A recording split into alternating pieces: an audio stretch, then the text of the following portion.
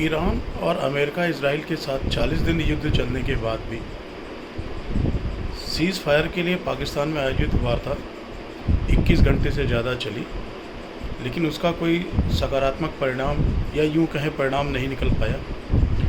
वजह सिर्फ इतनी सी थी कि ईरान और अमेरिका दोनों अपनी मांगों को लेके बहुत रिजिड थे, बहुत टफ स्टैंड उन्होंने ले रखा था। इस पूरे युद्ध की अगर हम पृष्ठभूमि पे नज़र डालें तो युद्ध के जो मुख्य कारण थे वो सिर्फ अमेरिका की तरफ से ईरान में रिजीम चेंज, न्यूक्लियर प्रोग्राम जो उनके यहाँ चल रहा था उसको रोकना,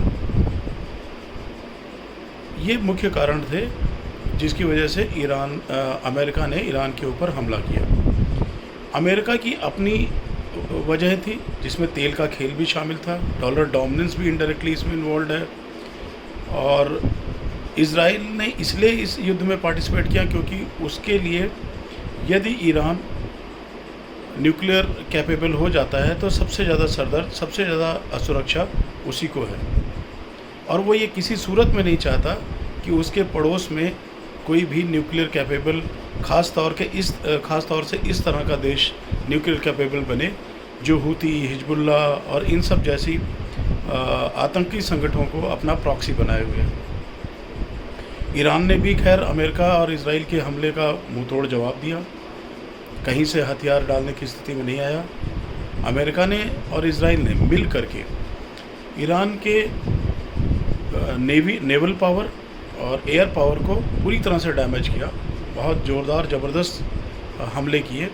बावजूद उसके भी ईरान ने अपनी पूरी ताकत से उनका मुकाबला किया, और अभी सीज़ फायर अनाउंस होने से पहले तक अपनी मिसाइल्स के ज़बरदस्त जखीरे के दम पे लगातार काउंटर अटैक्स करता रहा। अब चूँकि 21 घंटे की लंबी बातचीत जो इस्लामाबाद में हुई, पाकिस्तान ने मध्यस्थता का रोल अदा किया। हालांकि मध्यस्थता कहना भी ठीक नहीं है क्योंकि मीडिएटर कम और फैसिलिटेटर या पोस्ट ऑफिस की तरह ज़्यादा काम किया है। पाकिस्तान ऐसा देश है जो अपने यहाँ खुद ही टेरर को पालता है, पोसता है, एक्सपोर्ट करता है, और उसकी अपनी खुद की ग्लोबल गुडविल ना के बराबर है। ऐसी परिस्थिति में जब जिस देश की गुडविल सही ना हो, ग्लोबल गुडविल अच्छी ना हो, क्रेडिट ना हो, उसकी बात कैसे दोनों देश मान सकते हैं।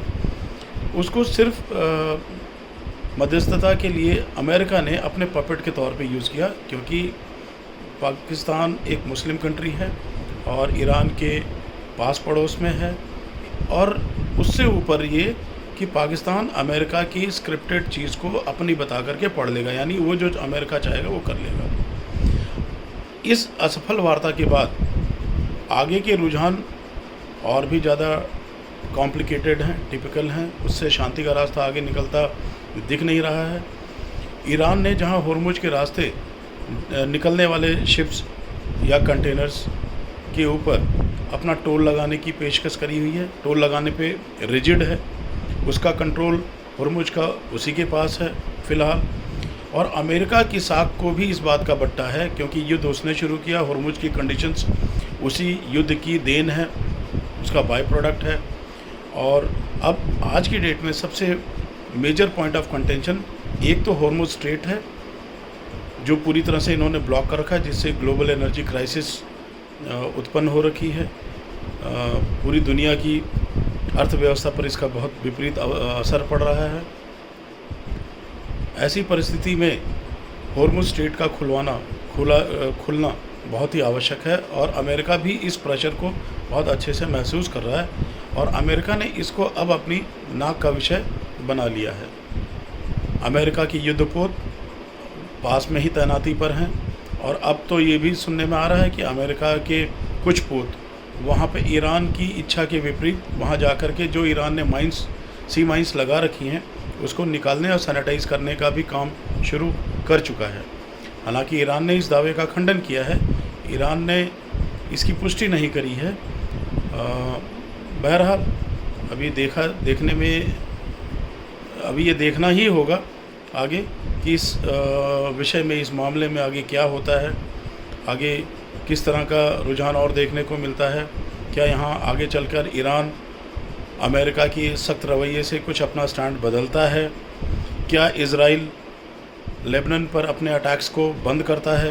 क्योंकि पॉइंट ऑफ कंटेंशन में जो एक विषय ये भी है कि ईरान ने लेबनान के ऊपर यानी हिजबुल्लाह और हुतियों के ऊपर जो अटैक्स इज़राइल द्वारा लगातार किए जा रहे हैं सीज़ फायर के बावजूद भी, उस पर वो नाखुश है और वो चाहता है कि शांति की बात तभी होगी जब वहाँ पर लेबनान के ऊपर अटैक्स रोके जाएं और शांति वार्ता में लेबनान को भी एक पार्टी बनाया जाए।